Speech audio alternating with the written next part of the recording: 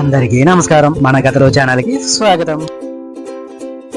మనం చెప్పుకోబోయే కథలు విక్రమ బేతాళ కథలు. విక్రమార్కరాజు ఒక సాధువు కోరిక మేరకు బేతాళుని బంధించడానికి ప్రయత్నిస్తారు. బేతాళ కథలు భారతీయ జానపద కథలు. ఇవి రాజా విక్రమార్క మరియు బేతాళుడు మధ్య జరిగే సంభాషణలు. ఈ కథలలో విక్రమార్కుడు బేతాళుని పట్టుకోవడానికి ప్రయత్నిస్తుంటాడు. కానీ బేతాళుడు ప్రతిసారి ఒక కథను చెప్పి దానిపై ప్రశ్నలు సంధిస్తాడు. అయితే బేతాళుడు రాజుకి ఒక షరత్తు పెడతాడు. తనను తీసుకుని వెళ్లేటప్పుడు రాజు మౌనంగానే గమ్యస్థానం చేరాలి, ఎక్కడా మాట్లాడకూడదు. అదే సమయంలో సమాధానం తెలిసి చెప్పకపోయినా రాజు తల 1000 ముక్కలు అవుతుందని చెబుతుంది బేతాళుడు. ఆ విధంగా బేతాళుడు విక్రమార్కుడి తెలివితేటను పరీక్షిస్తాడు. ఈ కథలలో ఒక నైతికతతో కూడిన తాత్విక ప్రశ్నలు ఉంటాయి. ఈ కథలు నీతిని, ధర్మాన్ని, వివేకాన్ని బోధిస్తాయి. మరి ఆలస్యం చేయకుండా ఈ రోజు బేతాళ కథలోకి వెళ్ళిపోదామా? విక్రమార్కుడు చేతిలో కత్తి పట్టుకుని బేతాళుడు వేలాడుతున్న చెట్టు వద్దకు వెళ్లి బేతాళుడిని భుజాన వేసుకొని నడవడం ప్రారంభించాడు. బేతాళుడు కథ చెప్పడం ప్రారంభించాడు. పూర్వం ఒక రాజుకి ఒక కొడుకు ఉన్నాడు. అతన్ని బాగా చదివించి విద్యాబుద్ధులు నేర్పించాలి అనుకున్నాడు. అతను ఒక మహర్షి వద్దకు వెళ్లి తన మనసులో కోరికను మహర్షికి చెప్పాడు. దానికి మహర్షి అంగీకరించాడు. కానీ రాజు ఒక విజ్ఞప్తి చేశాడు. ఇక్కడ ఉన్న అన్ని రోజులు నా కుమారుణ్ణి రాజకుమారుల్లానే చూడాలి అని చెబుతాడు మునితో. దానికి ముని అంగీకరించాడు. అలా చేయడం ధర్మం కాదు, నేను అందుకు ఒప్పుకోను అంటాడు. దానితో రాజుకి మహర్షిపై కోపం వస్తుంది. కాకపోతే ఇది సరైన సమయం కాదు అని మనసులో అనుకుని కుమారుణ్ణి అక్కడ ఆశ్రమంలో వదిలి వెళ్లిపోతాడు ఆ రాజు. అలా చాలా సంవత్సరాలు గడిచిపోయాయి. యువరాజు మహర్షి సంరక్షణలో విద్యాబుద్ధులన్నీ చక్కగా నేర్చుకుని ప్రతిభావంతుడయ్యాడు. అతడిని రాజ్యానికి తీసుకొని పోవడానికి తన తండ్రి ఆశ్రమంకు వచ్చాడు. ఆ సమయంలో యువరాజు మహర్షితో, గురుదేవా, మీకు గురుదక్షిణగా ఏమి ఇవ్వమంటారో చెప్పండి అని అడిగాడు వినయంగా. దానికి ఆ మహర్షి, నీ యొక్క అభిమానంకు నాకు చాలా సంతోషంగా ఉంది, సమయం వచ్చినప్పుడు నేనే అడుగుతాను అని చెప్తాడు మహర్షి. దానికి యువరాజు సరే అంటాడు. కానీ యువరాజు తండ్రికి ఆ మహర్షి మాటలకు మరలా కోపం వచ్చింది. మహర్షికి ఎలాగైనా బుద్ధి చెప్పాలి అనుకుంటాడు. వారు అక్కడి నుండి రాజ్యానికి వెళ్లిపోయారు. కొద్ది రోజులు గడిచిన తర్వాత మహారాజు తండ్రి ఆ మహర్షి ఆశ్రమంని తగలబెట్టిస్తాడు. ముని ఆశ్రమం తగలబడిందని తెలుసుకొని యువరాజు అక్కడికి చేరుకుంటాడు. ఆ మహర్షితో యువరాజు ఇలా అంటాడు, గురువర్య, ఇంతటి ఘాతుకానికి పాల్పడిన వ్యక్తి ఎవరు చెప్పండి, నేను ఇప్పుడే అతని అంతు చూస్తా అంటాడు. బేతాళుడు, రాజా, కథ ఇక్కడితో అయిపోయింది. ఇప్పుడు నేను నిన్ను ఒక ప్రశ్న అడుగుతాను. ఋషి యువరాజుకి ఏమని సమాధానం చెప్పి ఉంటాడని అడిగాడు. దానికి విక్రమార్కుడు, ఋషి యువరాజును సమయం వచ్చినప్పుడు నేను ఒక కోరిక అడుగుతాను అన్నాడు కదా, ఆ కోరికను ఈ రోజున అడుగుతాడు. ఇది చేసింది మీ తండ్రి గారు, కానీ నువ్వు తనని ఏమీ చేయవద్దు, అతడిని క్షమించు, ఇది నా కోరిక అని అడుగుతాడు అని చెప్పాడు విక్రమార్కుడు. దానికి బేతాళుడు, భలా రాజా, సరైన సమాధానం చెప్పావు అని గాలిలో ఎగిరి మరలా చెట్టుపైకి చేరాడు. బేతాళుడు చెట్టుపై కూర్చొని, రాజా, నీ తెలివి ఏమో, కానీ నీవు మౌనభంగం చేశావు కాబట్టి నేను నీ దగ్గర నుంచి ఎగిరిపోయాను. కానీ రాజా, ఆ మహర్షి ఆ విధంగా ఎందుకు చెప్పాడు అని అడిగాడు బేతాళుడు. దానికి విక్రమార్కుడు, అతడు ఒక గొప్ప ఋషి, అతడికి విద్యాబుద్ధులు నేర్పడంతో పాటు క్షమాగుణం కూడా తెలుసు. అదిగాక ఆ యువరాజు తన శిష్యుడికి క్షమాగుణం నేర్పడం ద్వారా భవిష్యత్తులో తన ద్వారా మంచి పాలన అందిస్తాడు.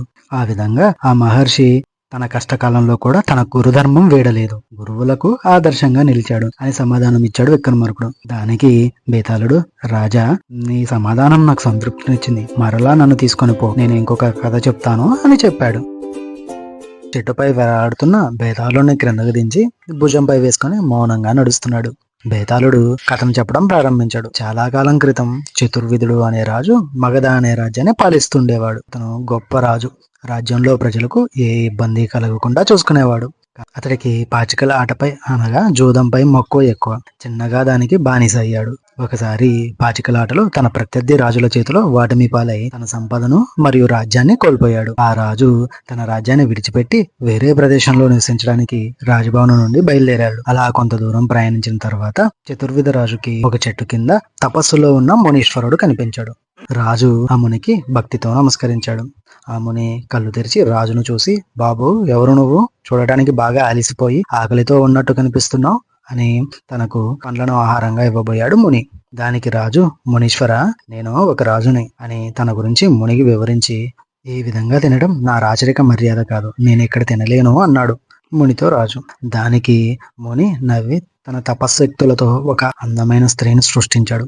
ఆ స్త్రీకి బంగారు పళ్ళెంలో రాజుకి ఆహారాన్ని వడ్డించమని చెప్పాడు మునీశ్వరుడు. ఆ స్త్రీ రాజుని దగ్గరలో ఉన్న గుడిసె లోపలికి తీసుకెళ్లింది. వాళ్ళు లోపలికి అడుగు పెట్టగానే ఆ గుడిసె రాజభవనంలా మారిపోయింది. అది చూసి రాజు సంతోషించాడు. అందమైన స్త్రీ రాజుకు బంగారు పళ్ళెంలో భోజనం వడ్డించింది. రాజు ఆహారాన్ని ఆరగించి ఒక మెత్తని మంచంపై సేద తీరాడు. తాను చిన్నగా నిద్రలోకి జారుకున్నాడు. కొద్ది సమయం తర్వాత రాజు నిద్రలేచి చూసేసరికి అతను నేలపై ఉన్నాడు. తన చుట్టూ ఉన్న అందమైన భవనము మరియు స్త్రీ అన్నీ మాయమైపోయాయి.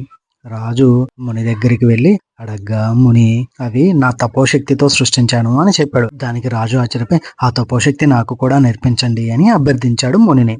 ఆ మునీశ్వరుడు చతుర్విధ రాజుకు మంత్రోపదేశం చేసి ఈ మంత్రాన్ని మనస్ఫూర్తిగా నేర్చుకొని నదీ తీరంలో నీటిలో నిలబడి 40 రోజులు చదవాలి అని చెప్పాడు. రాజు ముని చెప్పిన విధంగానే 40 రోజులు మంత్రజపం నదీ తీరంలో జరిపించాడు. కానీ తనకి ఎటువంటి ఫలితం కనబడలేదు. మంత్రశక్తి సిద్ధించలేదు. మరలా ముని దగ్గరికి వెళ్లి తనకు మంత్రశక్తి సిద్ధించలేదు, భవనాన్ని సృష్టించడానికి మీరు చెప్పిన మంత్రశక్తితో ప్రయత్నించాను, ఉపయోగం లేదు అని చెప్పాడు. దానికి మునీశ్వరుడు చిరునవ్వు నవ్వి అదే మంత్రంను హోమం చేస్తూ అగ్ని ముందు జపించు మరొక 40 రోజులు అని చెప్పాడు. రాజు ముని చెప్పిన విధంగా చేయసాగాడు. కానీ ఈసారి కూడా తనకి మంత్రశక్తి సిద్ధించలేదు అని చెప్పి బేతాళుడు ఈ కథ ఇక్కడితో అయిపోయింది. విక్రమార్క, ఇప్పుడు నేను నిన్ను ఒక ప్రశ్న అడుగుతాను. రాజు ఆ ముని చెప్పిన విధంగా చేసినా కూడా మంత్రశక్తిని ఎందుకు పొందలేకపోయాడు అని అడిగాడు. దానికి విక్రమార్కుడు ఒక క్షణం ఆలోచించి రాజు తను చేసే పనిని ఏకాగ్రతతో చేయలేదు. ఏకాగ్రత లోపం వలన మంత్రశక్తిలో ప్రావీణ్యం పొందలేకపోయాడు. అతని దృష్టి ఎప్పుడు 40 రోజులు గడుస్తాయా, రాజభవనం మరియు ఆ స్త్రీని ఎప్పుడు సృష్టించాలా అనే ఆలోచనలోనే ఉండేవాడు. కానీ మనస్ఫూర్తిగా పఠనం చేయలేదు అని వివరణ ఇచ్చాడు విక్రమార్కుడు. బేతాళుడు శభాష్ విక్రమార్క, నువ్వు గొప్ప ఆలోచన, సరైన సమాధానం చెప్పావు. కానీ రాజా, నువ్వు మౌనభంగం చేశావు కాబట్టి నేను నిన్ను వదిలి మరలా చెట్టుపైకి వెళ్తున్నా అని రాజుపై నుండి గాలిలోకి ఎగిరి చెట్టుపైకి చేరింది బేతాళుడు. విక్రమార్కుడు మరలా బేతాళును పట్టుకోవడం కోసం తన చేతిలో కత్తి పట్టుకుని చెట్టు వద్దకు బయలుదేరి కత్తి పట్టుకుని బేతాళుడు వేలాడుతున్న చెట్టు వద్దకు వెళ్లి బేతాళుడిని భుజంపై వేసుకుని ముందుకు నడవసాగాడు. బేతాళుడు కథ చెప్పడం ప్రారంభించాడు. ఒకప్పుడు యువసేనుడు అనే రాజు ఉండేవాడు.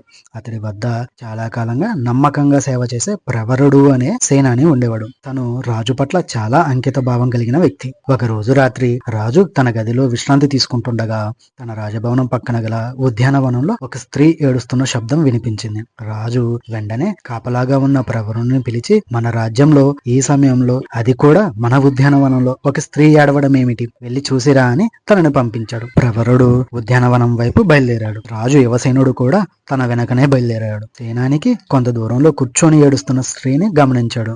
అతడు ఆమె దగ్గరికి వెళ్లి, ఎవరు నువ్వు, ఎందుకు ఇలా ఏడుస్తున్నావని అడిగాడు. దానికి ఆ స్త్రీ, నేను ఈ రాజ్యాన్ని మరియు మీ రాజుని రక్షించే భూదేవిని. అయితే రాక్షసుడు నన్ను, నా శక్తులను బంధించాడు. ఇకపై నేను ఈ రాజ్యాన్ని మరియు మీ రాజుని రక్షించలేను. అంతేకాక రాబోయే 3 సంవత్సరాల్లో మీ రాజు చనిపోతాడు అని అది తలుచుకొని నేను బాధపడుతున్నా అని చెప్పింది. దానికి సేనాని, మా రాజుని ఈ రాజ్యాన్ని రక్షించడానికి ఏదైనా మార్గం ఉందా అని అడిగాడు. ఆ ప్రశ్నకు బదులుగా భూదేవి, ఉంది. నీ కొడుకును కాళికాదేవికి బలిదానం చేస్తే రాజు మరియు రాజ్యం రక్షించబడతాయి అని బదులిచ్చింది. ఆ మాట వినగానే సేనాని ప్రవరుడు తన ఇంటికి బయలుదేరాడు. ఈ మొత్తం కథను దూరం నుండి గమనించిన రాజు సేనానిని అనుసరించాడు. సేనాని ఇంటికి చేరుకొని తన భార్యకు జరిగినది అంతా చెప్పాడు. అది విన్న సేనాని భార్య, మన రాజు కోసం మనం ఈ పని చేయటంలో తప్పు లేదు అని చెప్పి నిద్రలో ఉన్న వారి కుమారుణ్ణి లేపి అతడికి జరిగిన విషయం మొత్తం చెప్పారు. సేనాని కుమారుడు కూడా రాజు కోసం ప్రాణత్యాగానికి సిద్ధమయ్యాడు. వీరి సంభాషణను రాజు విన్నాడు. వారి యొక్క భక్తికి మరియు త్యాగానికి ముగ్ధుడయ్యాడు. ఒకంత భావోద్వేగం చెందాడు. సేనాని తన కుటుంబంతో కాళీ ఆలయాన్ని చేరుకున్నాడు. కాళీమాతకు నమస్కరించి కొడుకును బలి ఇచ్చాడు. ఇదంతా పక్కనే ఉండి రాజు గమనిస్తున్నాడు.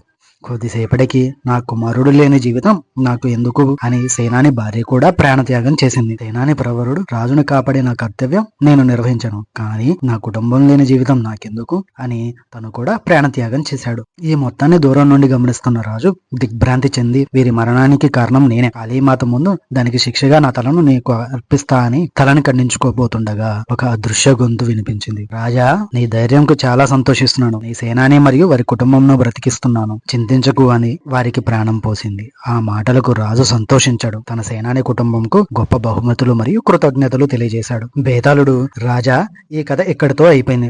అయితే నువ్వు నా ప్రశ్నలకు సమాధానం చెప్పు. వీరిలో ఎవరు ధైర్యవంతుడు, అదే విధంగా ఎవరి త్యాగం గొప్పది అని అడిగాడు. దానికి రాజా విక్రమార్కుడు, రాజు యువసేనుడి ధైర్యం మరియు తన త్యాగం గొప్పది. ఎందుకంటే తన యజమానిని రక్షించడం సేనాని తన ఉద్యోగ ధర్మం. అందుకోసం సేనాని తన కుమారుని ప్రాణత్యాగం చేయించాడు. తన కొడుకు కోసం సేనాని భార్య తన ప్రాణం వదిలింది. అదే విధంగా వారిద్దరి కోసం సేనాని ప్రవరుడు ప్రాణత్యాగం చేశాడు. కానీ రాజు యువసేనుడు తన సేవకుడి కోసం మరియు తన సేవకుడి కుటుంబం కోసం ప్రాణత్యాగానికి సిద్ధమయ్యాడు. ఒక రాజుకి సేవకుడి కోసం ప్రాణత్యాగం చేయాల్సిన అవసరం లేదు. కాబట్టి రాజు ధైర్యవంతుడు మరియు తన రాజు త్యాగం గొప్పది అని చెప్పాడు. విక్రమార్కుడి యొక్క ఆ సమాధానానికి బేతాళుడు గట్టిగా నవ్వి, శభాష్ విక్రమార్క, నువ్వు గొప్ప ఆలోచన పరుడివి, సరైన సమాధానం చెప్పావు. కానీ రాజా, నువ్వు మౌనభంగం చేశావు. కాబట్టి నేను నిన్ను వదిలి మరలా చెట్టుపైకి వెళ్తున్నా అని రాజుపై నుండి గాలిలోకి ఎగిరి చెట్టుపైకి చేరింది బేతాళుడు. విక్రమార్కుడు మరలా బేతాళుని పట్టుకోవడం కోసం తన చేతిలో కత్తి పట్టుకుని చెట్టు వద్దకు బయలుదేరాడు. ఇది ఈ రోజు కథలోకి వెళ్ళిపోదామా. కృష్ణాపుర రాజ్యపాలకుడు రాజేంద్రుడు. అతడు తన భార్యతో సంతోషంగా జీవిస్తున్నాడు. వారి రాజ్యపాలన కూడా చాలా సక్రమంగా జరిగేది. రాజేంద్రుడి దంపతులకి వివాహం జరిగిన చాలా సంవత్సరాల తర్వాత ఒక ఆడపిల్ల పుట్టింది. ఆమెకి వారు సూర్యముఖి అని నామకరణం చేశారు. రాజు దంపతులిద్దరూ వారి కుమార్తెను చాలా ప్రేమగా మరియు తనకు అత్యుత్తమ రాజ విద్యలు, ధనుర్బాణం, కత్తిసాము వంటివి కూడా నేర్పించారు. సూర్యముఖి చాలా తెలివైనది. తను అన్ని విద్యలలో ప్రావీణ్యం సంపాదించింది. ఆమెకు 20 ఏట వచ్చేసరికి ఆమె తల్లిదండ్రులు ఆమెకు వివాహం జరిపించాలని నిశ్చయించుకొని ఆమెకు ఆ మాటను తెలియజేశారు. దానికి సూర్యముఖి ఒక షరత్తు పెట్టింది. ఆ షరత్తు ఏమిటి అంటే, తనను ద్వంద్వ యుద్ధంలో ఏ పురుషుడైతే ఓడిస్తాడో అతడిని నేను పెళ్లాడుతాను అని చెప్పింది. దానికి అంగీకరించిన సూర్యముఖి తల్లిదండ్రులు తమ రాజ్యంలోనూ మరియు పక్క రాజ్యంలో ఈ విషయాన్ని దండోరా వేయించారు. ఈ విషయం తెలుసుకున్న చాలా మంది యువకులు, యువరాజులు ముందుకు వచ్చారు. యువరాణి ఆడపిల్ల కాబట్టి తనను తేలిగ్గా ఓడించవచ్చు అని వారందరూ భావించారు. పోటీలు ప్రారంభమయ్యాయి. సూర్యముఖి అందరినీ ఆశ్చర్యపరుస్తూ అందరినీ ఓడించేసింది. దానితో చాలా మంది ఓటమితో వెనుదిరిగారు. అయితే జయంతుడు అనే యువరాజు ఈ పోటీలు జరుగుతున్న సమయంలో మారో వేషంలో జనంలో కలిసిపోయి యువరాణి యొక్క యుద్ధ నైపుణ్యాలను గమనించసాగాడు. కొద్ది రోజుల తర్వాత అతడు సూర్యముఖితో సవాలుకు సిద్ధమయ్యాడు. అయితే సూర్యముఖి అతడిని చూసి గుర్తుపట్టింది. వీరిరువురు యుద్ధం చేయడం ప్రారంభించాడు. కొద్దిసేపటి ఘర్షణ తర్వాత జయంతుడు యువరాణిని ఓడించాడు. కానీ యువరాణి జయంతుడితో తనని పెళ్లి చేసుకోను అని చెప్పింది. ఆమె నిర్ణయానికి అక్కడి వారందరూ ఆశ్చర్యపోయారు. ఆమె జయంతుడితో నేను మిమ్మల్ని చేసుకోను అని చెప్పడానికి కారణం మీకు కూడా తెలుసు అని చెప్పింది జయంతుడితో. ఆ మాటకు జయంతుడు మౌనంగా, అవును, మిమ్మల్ని నేను పెళ్లాడడం అనైతికము అని చెప్పి అక్కడి నుండి బయటికి బయలుదేరి వెళ్లిపోయాడు. బేతాళుడు, ఈ కథ ఇక్కడితో అయిపోయింది. ఇప్పుడు నా ప్రశ్న ఏమిటి అంటే, జయంతుడు యువరాణి సూర్యముఖిని ద్వంద్వ యుద్ధంలో ఓడించినప్పటికీ ఎందుకు వివాహం ఆడలేదు అని అడిగాడు. దానికి విక్రమార్కుడు ఈ విధంగా సమాధానం ఇచ్చాడు. జయంతుడు జనసందోహంలో కూర్చొని సూర్యముఖి యుద్ధ వ్యూహాలన్నింటినీ గమనించాడు. అంతేగాక వాటిని ఆకలింపు చేసుకున్నాడు. కాబట్టి ఒక విధంగా సూర్యముఖి జయంతుడికి గురువు అవుతుంది. మన భారతీయ సాంప్రదాయం ప్రకారం ఒక గురువు తన శిష్యులను వివాహం ఆడరాదు. అందుచేత సూర్యముఖి అతడిని తిరస్కరించింది.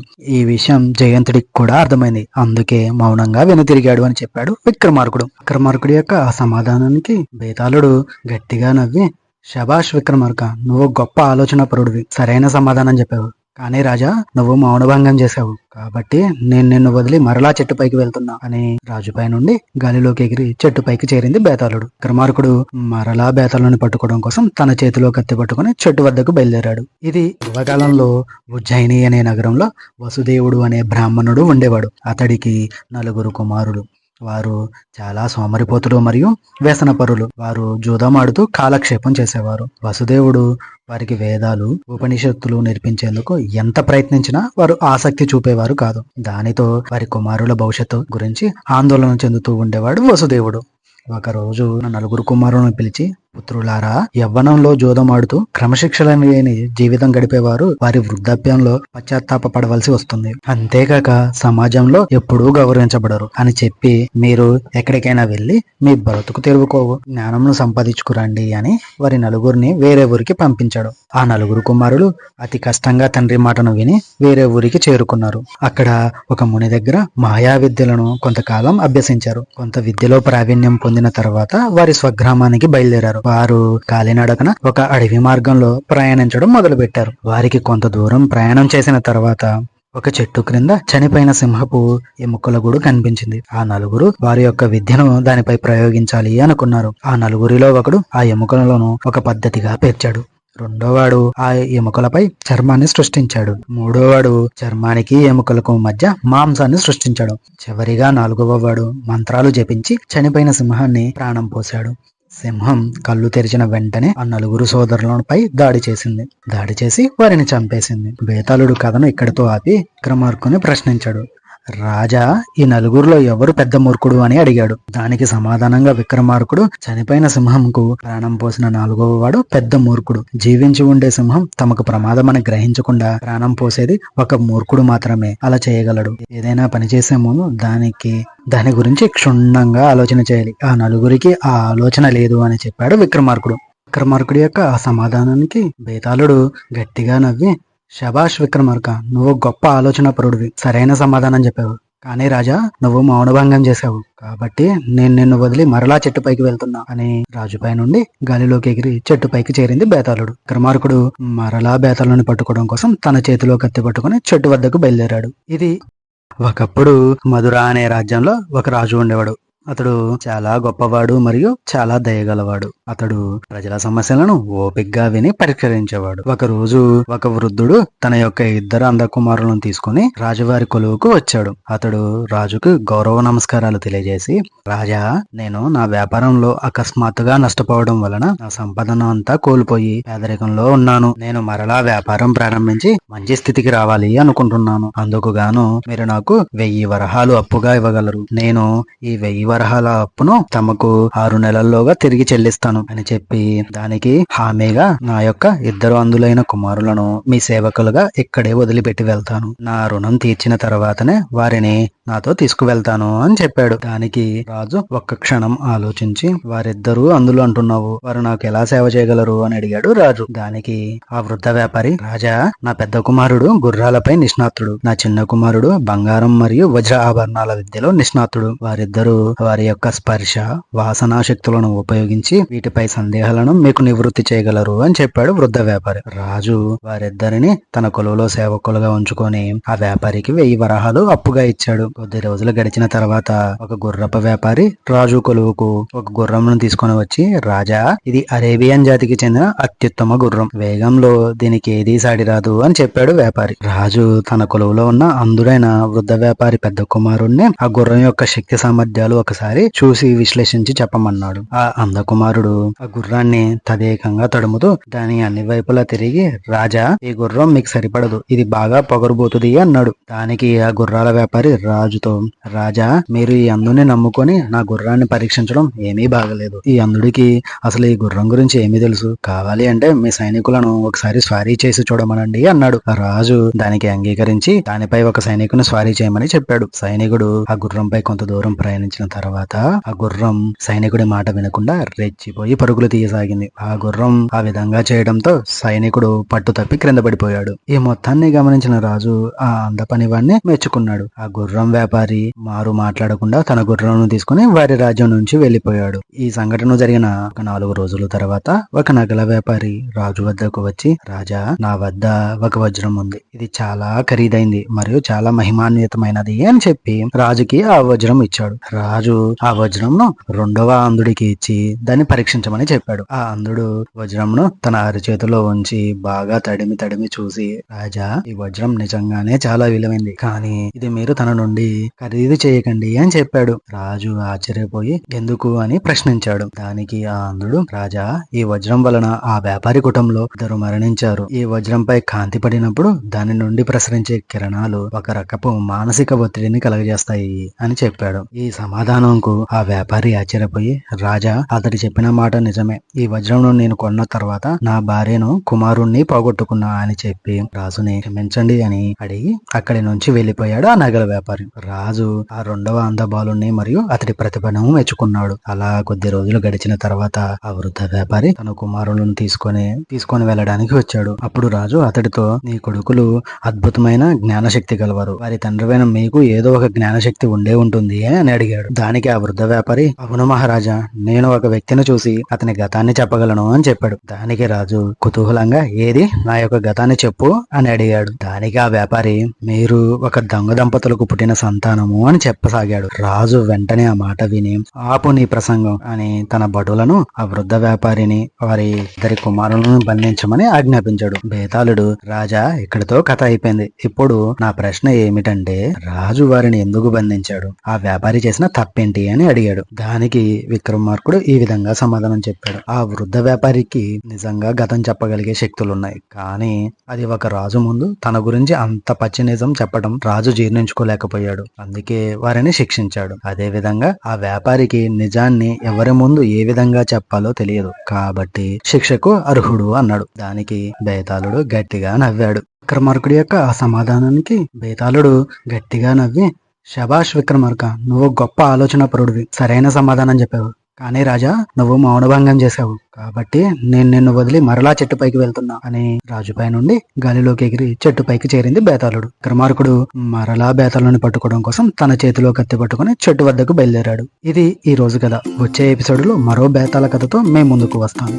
ఇది ఈ రోజు కథ. ఇలాంటి మరిన్ని కథలతో మళ్ళీ మేము ముందుకు వస్తాను. మా యొక్క ఈ కథల ఛానల్ మీకు నచ్చినట్లయితే లైక్ చేయండి, షేర్ చేయండి, సబ్స్క్రైబ్ చేయండి. అదేవిధంగా మీలా మరో నలుగురితో మన ఛానల్ని సబ్స్క్రైబ్ చేయించండి. ధన్యవాదాలు. ఉంటాను మరి.